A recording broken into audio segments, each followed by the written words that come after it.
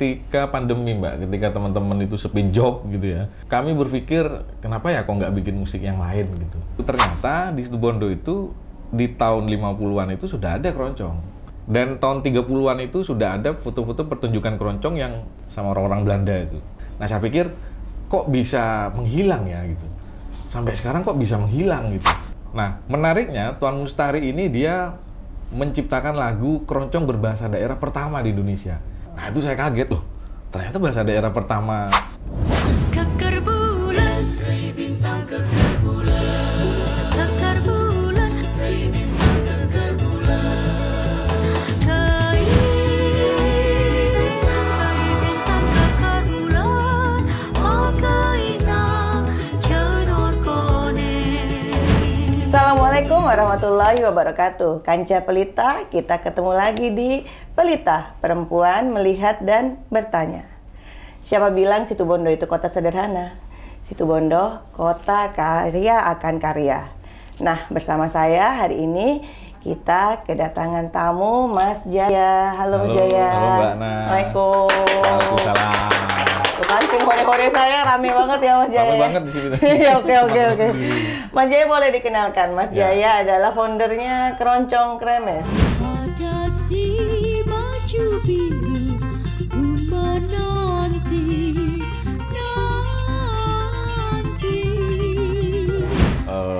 Dibilang founder ya, inisiator lah mungkin ya. Oke. Pemantik keroncong kremes.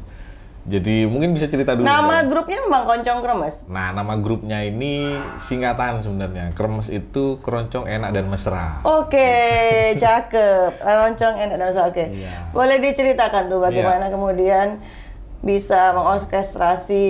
Itu kemungkinan ketika pandemi, Mbak, ketika teman-teman itu sepi job gitu ya, nggak ada yang dikerjakan gitu, kami banyak menganggur di rumah. Nah, saat itu teman-teman khususnya yang musisi nih, itu bingung nih, ini kayaknya kita bikin konten enak gitu. Awalnya dari konten sih. Nah, cuman waktu itu kami berpikir kenapa ya kok nggak bikin musik yang lain gitu. Kan kalau di Situbondo itu ya kebanyakan ya pop, kemudian dangdut. Nah, saya berinisiatif lah waktu itu. Gimana kalau keroncong nih? Gitu. Nah, itu dia pilihan keroncong, bukan pilihan yang populer lah. Bukan pilihan yang populer. Karena pada saat itu sebenarnya waktu kuliah, saya itu pernah dapat mata kuliah keroncong dulu. Karena kuliahnya musik, ada mata kuliah keroncong. Nah, ketika Situbondo, saya berpikir nih, gimana nih kalau kita buat keroncong nih? Nggak pernah ada toh gitu. Dulu pernah ada sih, tahun 2010-an lah gitu, cuman nggak aktif. Nah, kita hidupkan lagi tuh waktu itu. Waktu itu saya mengajak teman-teman yang sudah biasa ngeband tuh. Ada berapa orang ya, kira-kira 6 orang lah mungkin. Saya, kemudian Mas Wahyu Aves di biola itu, kemudian Mas Hendri. Ada satu lagi Aka itu adik kelas saya waktu kuliah dan juga pernah main keroncong gitu. Kemudian Mas Dedi, Aying dan teman-teman yang lain. Nah, pada saat itu memang bisa dikatakan masih pemula lah, Mbak. Masih belajaran gitu. Tahun 2000-an. 2020 waktu Oke, itu. 2020. Pas pandemi itu. Oke, Pas pandemi. Jadi kita awalnya tuh hanya tabuan biasa lah, istilahnya tabuan gitu ya, Mbak ya. Main di rumah saya, nanti hari berikutnya main di rumahnya Mas Dedi, gitu-gitu. Kayak Model Anjang Sana lah, oh, gitu. atau komunitas yang kemudian Ya. nongkrong main musik aja gitu. Sama kayak arisan lah. Oke. Sama kayak arisan. Jadi pertemuan, main musik, makan gitu. Nah, berangkatnya dari situ, kemudian direkam, di konten. Nah, kemudian berkembang, mulai ada tawaran untuk bermain gitu ya. Di kafe, kemudian di acara-acara publik. Ya, seperti itu, awalnya seperti itu. Gitu. Kemudian oh ya, kita belum cerita kalau kami ini sudah buat album, Mbak. Album Oh, itu ini albumnya ya, Keroncong Kremes. ya. Judulnya Lango. Lango itu kalau Artinya? dalam bahasa Madura itu Berlayar. iya, mengalir gitu. Oh, mengalir. Kenikmat suspensi ketika kita berlayar kan ada ombak dan lain sebagainya. Lango itu rasa nyaman gitu ketika menghadapi ombak gitu. Nah, album ini tahun 2023. Nah, menariknya album ini kami garap dengan bahasa Madura, Mbak. Nah, bahasa Madura itu kami pilih memang karena di Situbondo kan rata-rata masyarakatnya bertuturnya pakai bahasa Madura. Nah itu juga kami baru tahu tuh, karena pada saat tahun 2022 kebetulan saya dapat kesempatan untuk menggarap proyek kementerian waktu itu kalau nggak salah ensiklopedia musik keroncong. Nah kebetulan saya riset waktu itu mendapatkan banyak data tuh, ternyata di Situbondo itu di tahun 50-an itu sudah ada keroncong. Tahun 50-an? Cikal bakal atau memang sudah punya fondasi budaya keroncong gitu? Sebetulnya iya, karena ketika saya melihat data-data foto-foto arsip lama itu, tahun 50-an itu di Balai Rakyat itu sudah ada keroncong konkurs namanya. Keroncong konkurs itu semacam kompetisi keroncong tapi levelnya nasional. Itu di Balai Budaya, di Balai Rakyat. Dan tahun 30-an itu sudah ada foto-foto pertunjukan keroncong yang masih bermain sama orang-orang Indo itu, Mbak. Sama orang-orang Belanda itu. Dan itu di pendopo, foto-foto itu di pendopo, kemudian di Balai Rakyat. Nah, saya pikir kok bisa menghilang ya gitu. Dari tahun 30-50-an itu sampai sekarang kok bisa menghilang gitu. Nah, itu yang kemudian menjadi menjadi niat kami untuk menghidupkan kembali lah, setidaknya bisa bergema lagi gitu. Dari yang sebelumnya tidak ada, mati gitu, kami hidupkan lagi. Nah, terkait dengan Maduranya, itu saya terinspirasi dari sejarah keroncong berbahasa daerah. Jadi di bukunya Haryadi Suwadi itu, dia mengatakan bahwa tahun 1927, ada seorang namanya Tuan Mustari, dia di Surabaya, pemusik, pemain biola juga, aktif bermain musik keroncong di Radio Nirom dulu. Nah, menariknya Tuan Mustari ini dia menciptakan lagu keroncong berbahasa daerah pertama di Indonesia. Dan tahu bahasa daerahnya apa? Bahasa Madura. Nah, itu saya kaget loh. Ternyata bahasa daerah pertama yang digarap oleh musisi keroncong itu bahasa Madura. Nah, dari situlah kemudian saya dan teman-teman itu mengulik.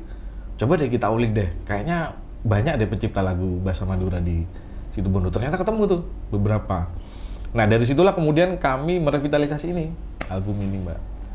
Dengan 10 lagu yang di dalam 10 lagu itu macam-macam tuh. Ada yang NN ya, artinya lagu yang sudah ada kemudian kami kemas lagi, juga ada yang baru gitu. Dengan variasi aransemen yang ya katakanlah sedikit modern lah gitu. Keroncong tapi modern. Tapi modern. Ada yang rap, kemudian ada yang kolaborasi dengan rock gitu. Jadi bermacam-macam lah campuran tuh gitu.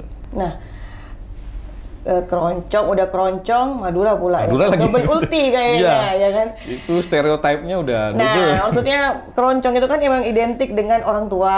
Betul nah, sekali. Madura juga identik dengan Uraan, gitu ya, karena Jamet. keroncong itu biasanya kan orang menginterpretasikan memang pada budaya Jawa ya, lebih kepada seringnya memang di budaya Jawa, tapi kemudian keroncong Madura memang tidak populer. Nah, ketika kemudian teman-teman komunitas ini memilih genre yang tadi itu, yang tidak populer itu ada emang langsung kompak, kemudian oke semua, atau ada discuss sebelumnya, atau ya udahlah kita kadang-kadang garap keroncong, atau ada diskusi lah ketika di. Iya, kami ini sebenarnya komunitas yang santai gitu ya, tidak serius berpikir, tidak. Jadi ya pada dasarnya kami ya belajar gitu, Mbak. Dan belajar itu ya namanya proses belajar ya, ada penerimaan, ada penolakan, ya itu biasa lah gitu. Tapi yang menantang bagi kami itu ya penerimaan masyarakat sebenarnya. Seringkali itu ya kami di stereotip itu musiknya orang tua itu gitu kan. Pengamen itu di lampu merah banyak gitu kan, identik dengan cuk kan, ukulele yang gitar kecil itu, Mbak. Dan itu stereotipnya ya pengamen gitu ya. Itu yang kami lawan sebenarnya, yang coba kami rebranding lah gitu. Padahal musik keroncong ini musik nasional loh gitu. Di tahun 50-an itu menjadi musik yang membawa nasionalisme kan gitu. Nah, itu tantangannya, Mbak. Jadi selama kami berkegiatan itu ya mensosialisasi lah. Dulu kami tahun 2021 sampai 2022 itu ada kegiatan Anjang Sana Masuk Desa. Ya, ini menarik, Mbak. Jadi teman-teman keroncong kremes ini yang datang ke desa-desa tuh. Misal kita datang ke Desa Gelung ya, tempatnya Mas Halik. Kami main di sana. Lalu diapresiasi sama tetangga, teman-teman deket. Lalu pergi lagi ke rumahnya Pak Agus Rajana yang ada di Sembagus. Begitu terus. Ke Kendit, Nah dari hasil itu kemudian mulai dapat apresiasi lah gitu, walaupun ya masih minim lah gitu. Tapi ya itu menurut kami ya apa namanya ya usaha lah. Dan sampai saat ini kami masih bergerak di kerja-kerja seperti itu, Mbak. Kami setiap Jumat ada program pencungan namanya. Apa itu? Saben Jumat keroncongan. Nah, itu di mana Nah, tuh? itu di Perpus.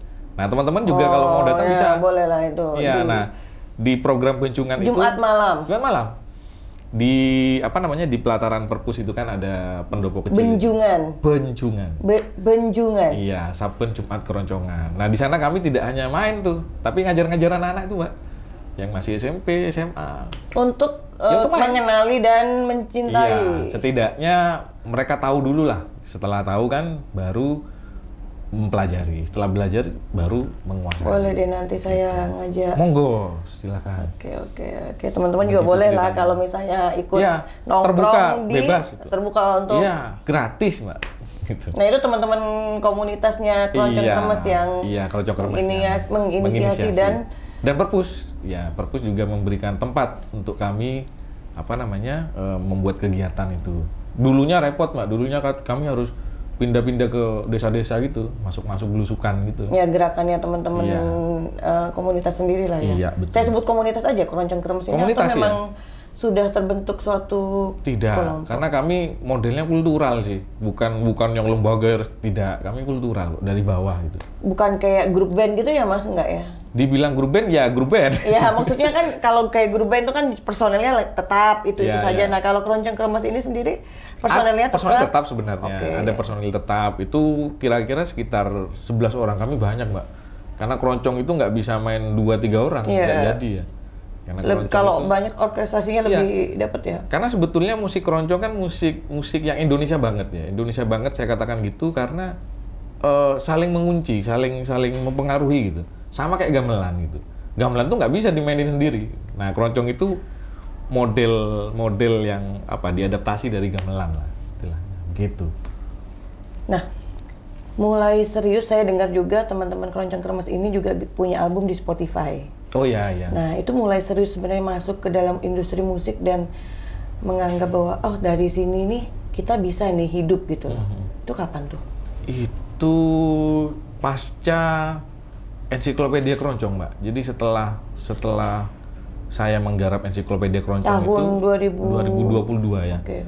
Itu baru kami mulai punya pandangan gitu. Kenapa kok kita nggak menghidupkan lagi keroncong Madura? Gitu. Karena kan keroncong ini kan tidak hanya stereotip Jawa ya. Iya.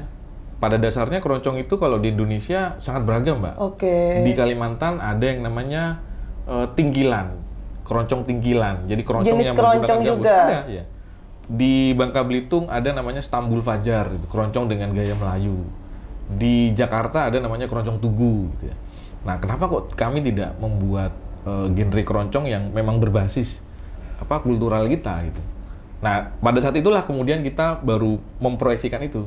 Gimana kalau kita berkarya juga dengan khasanah yang punya kita gitu. Jadilah Keroncong Madura itu tahun 2023.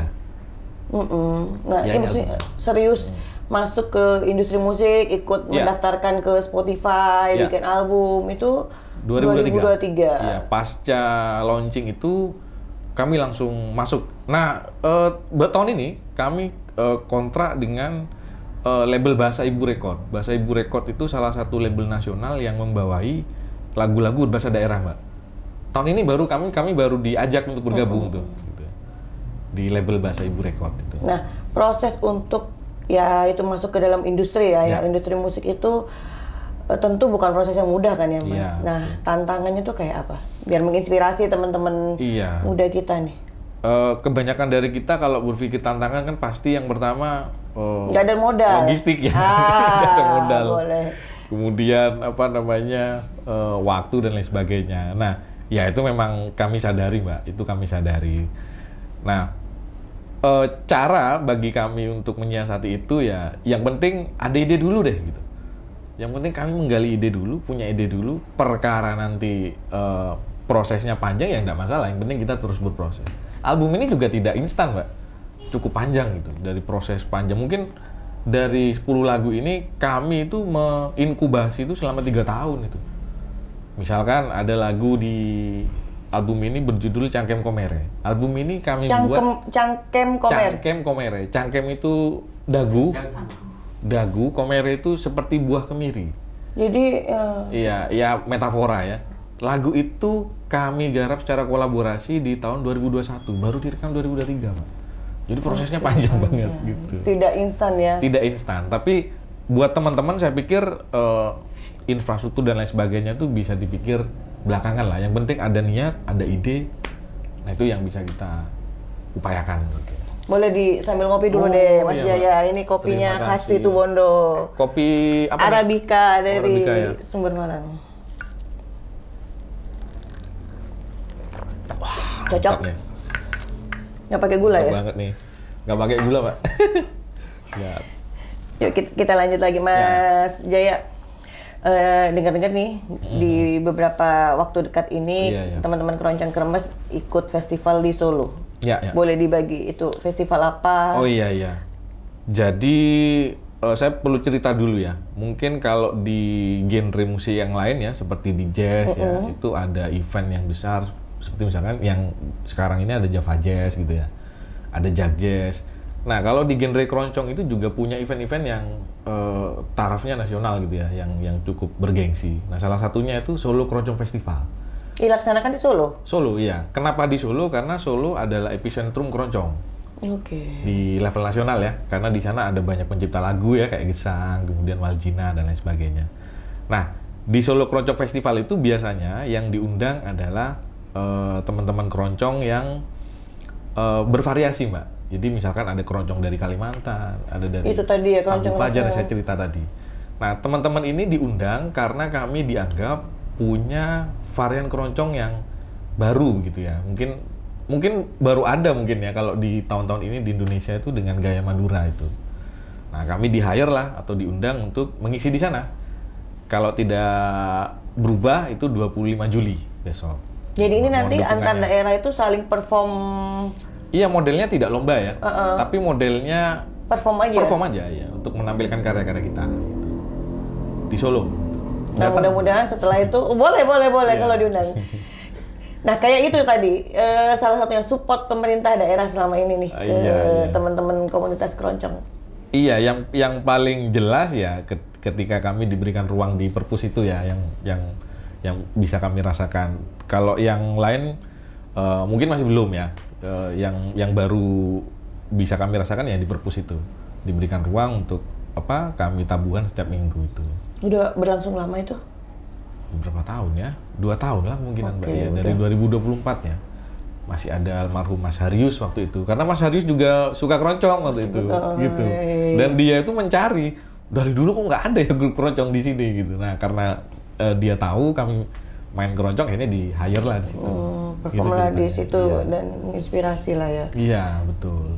Oke. Nah, mudah-mudahan sukses dan Amin, lancar di amin. Solonya ini. Siap. Misinya apa nih? Nanti hadir di Solo kan tentu Iya. ada nama Situbondo lah ya yang Iya, dibawa. betul, Nah, isinya betul. kayak apa nih? Iya, kalau tidak bisa dikatakan mungkin terlalu ini ya. Ya diplomasi budaya lah paling tidak, kami membawa khasanah kultural yang ada di Situbondo untuk kami sampaikan di teman-teman panggung nasional gitu ya. Ya karena selama ini ya seperti yang Mbak Ana bilang, keroncong itu ya identik dengan Jawa gitu. Terus orang tua gitu Orang loh. tua pensiunan gitu. Iya, pengantar tidur biasanya. Bener itu Mbak, itu nggak salah karena saya sendiri sering gitu. Bahkan ketika kami perform ini Mbak ya, di TikTok itu, baru-baru aja itu bisa dicek itu. Ada yang komen itu, kalau cuman kayak gitu kan di lampu merah banyak gitu. Loh, ya Allah. Apalagi yang main cuk saya itu, aduh, payah itu. Gitu. Bener masih ada yang underestimate kayak bisa gitu. dicek itu Mbak di TikTok. Wah ini kalau cuman seperti itu ya di lampu merah banyak gitu. Ya saya tidak marah ya, cuman ya saya menyadari lah bahwa teman-teman ini ya belum teredukasi kan, tidak tahu gitu. Ya wajar lah gitu. Nah, harapan kami ya itu Mbak, dengan kami masuk terjun langsung di industri musik keroncong itu ya membuka cakrawala itu. Supaya keroncong tidak lagi diidentikan dengan pensiunan, pengamen gitu dan lain sebagainya. Tapi lebih dari itu bagi saya karya ini kan menginspirasi gitu. Iya, Artinya betul. teman-teman muda kita memang punya banyak ide untuk Iya, di situ Bondo kan banyak kan teman-teman yang muda kan, ada Ali di musik tradisi, kemudian Abim dan lain sebagainya. Nah, kami mengisi slot yang belum terisi aja gitu. Kami ingin menghidupkan kembali sejarah yang dulu pernah hidup di situ Bondo. Bahwa dulu ngomongin keroncong ya situ Bondo pernah berjaya tuh, masih masa kolonial ketika Panarukan masih hidup ya. Nah, kami ingin menghidupkan kembali gitu. Bahwa dulu situ Bondo pernah berjaya loh di keroncong. Kenapa sekarang tidak gitu. Oke. Terakhir nih, Ya. harapannya Mas Jaya dan berbagi ilmu lah untuk generasi muda kita biar nggak stuck, biar Iya.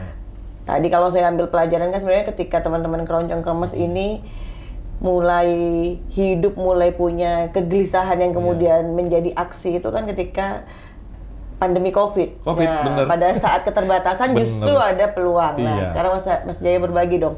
Iya. Tips, inspirasi buat teman-teman. Iya, saya nggak tahu ya. Ini mungkin tidak hanya untuk teman-teman yang musik ya, tidak hanya untuk teman-teman Ini yang semua dong. untuk semua gitu. Nah, saya pikir keterbatasan, kemudian kekurangan dan lain sebagainya itu tidak bisa menjadi alasan ya untuk kita tidak berkarya. Saya pikir keterbatasan itulah yang memicu dan memancing kita untuk berbuat sesuatu yang lebih gitu. Dan banyak contohnya, Mbak. Kita bisa melihat teman-teman yang sudah sukses di situ Bondo. Tidak usah jauh-jauh dari situ Bondo. Nah, saya pikir yang paling penting dan paling utama adalah niat dulu, dan yang kedua adalah berupaya. Kalau cuma niat, ada upayanya ya. Ya, susah toh. ya. Saya tertarik juga. Ini kan kemudian ada beberapa waktu lalu pembicara kita juga menyampaikan keep moving gitu loh. Ya, Jadi. betul. Iya. Iya, oke. Oh ya, ini dijual bebas. Saya lupa tadi. Kalau misalnya teman-teman ingin dapat Spotify, ada album kan bisa. Kalau Iya, Spotify kan teman-teman bisa didengerin. masuk di Spotify, di platform online ya, semuanya ada. Dan kalau mau beli sebenarnya ada di Bahasa Ibu Record ya.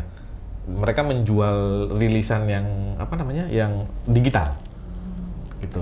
Untuk mendukung kami juga bisa di Bahasa Ibu Record. Mereka menjual per track ya istilahnya, per lagu, Oh, per per lagu, lagu. sistemnya per lagu, hanya Rp1.000 kalau nggak salah di situ. Oke. Thank you Mas Jaya Sama-sama, dan Mbak Ana. teman-teman keroncong kremes, sukses Iya. terus dan Iya. terus berkarya, beride, Siap. membawa nama situ Bondo ya. Oke, teman-teman Kanca Pelita semuanya, kita sudah sampai di penghujung acara. Segala kesulitan adalah peluang dan jangan berhenti bergerak. Kita ketemu lagi di sesi mendatang. Wassalamualaikum warahmatullahi wabarakatuh. Waalaikumsalam. Jangan